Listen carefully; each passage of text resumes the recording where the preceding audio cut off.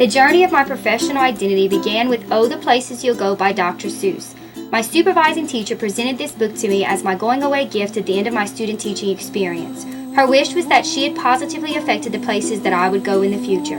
Her gift reminded me that my senior English teacher had read this book to me on my last day of high school with the same desire. Now I read this book to my students at the end of the school year, maintaining their tradition, the hope that I as a teacher have made a difference in the lives of my students. During my first year of teaching, I immediately grasped just how unprepared I was. My toolbox of knowledge, theories, and enthusiasm would only allow me to travel a limited distance. Thus, I was often reminded of exactly how much I did not know. Because of my inexperience, I was not privy to those teaching secrets experienced teachers share. The main character, Sita, in the Yaya series encountered a similar situation with her mother and the secrets she and her friends shared. So my journey towards professional development continued with Divine Secrets of the Yaya Sisterhood and Little Altars Everywhere by Rebecca Wells. After 1 year of teaching, I desperately needed those teaching secrets, so I read The First Days of School by Harry and Rosemary Wong. This book provided me with the guidance and structure I needed to better my teaching. I must admit I am a huge fan of the Wongs because my great classroom management skills are credited to them. With their years of experience in teaching secrets, I was able to persist on my journey of professional development. By practicing the wisdom that the Wongs offered, I was able to learn the same lesson Miss Nelson learned in Miss Nelson is Missing by Harry Allard. Just like Miss Nelson, I realized that there is such a thing as a teacher being too nice. I created an alter ego similar to Miss Viola Swamp. I call becoming her putting on my witch hat.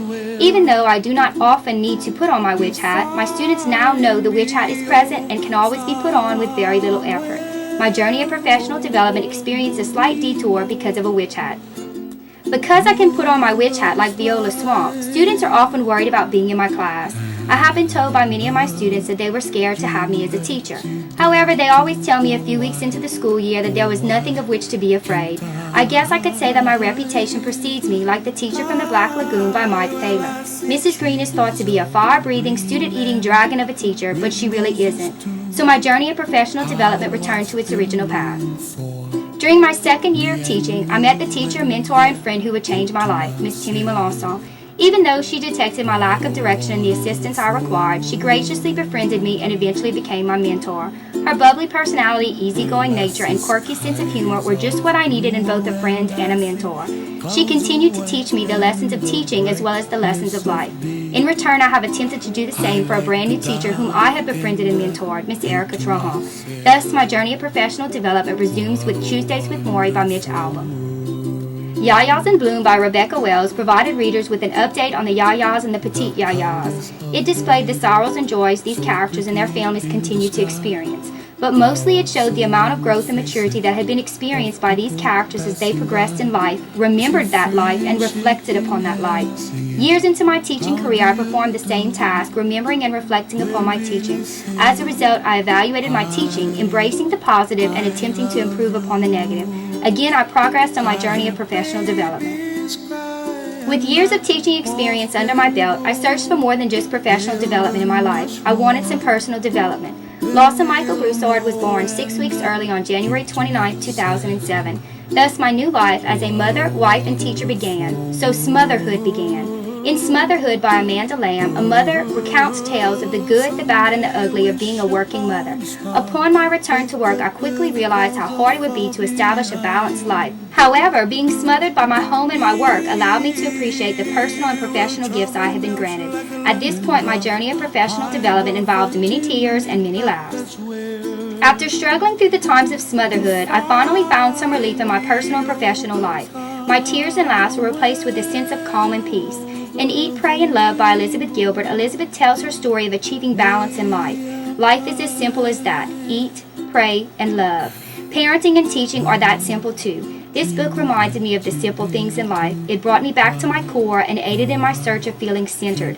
So my journey of professional development finally included some sense of balance. Since I discovered my personal and professional equilibrium, I began to search for more hope and faith. From my sense of balance, I began to view life through the perspectives of my own child and my students, perceiving their potential and their value.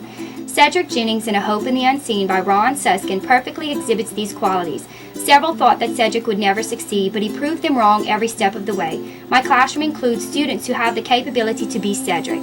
I must remember this possibility by developing and fostering a hope in the unseen for my students.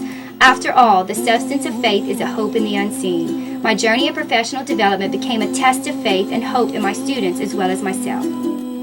I embarked on a journey of professional development that has taken me in directions I never would have foreseen. However, those directions and the experiences I have had because of them have created the teacher I am today. I'm a product of the professional and personal experiences I have had and the reflections I have performed on them. Over the years, I have learned, changed, and grown, yet I still have more to learn, which will cause me to continue changing and growing. Regardless, I celebrate who I am today professionally and personally. As Sandra Boynton's book, Yay You says, I am moving out, moving up, moving on.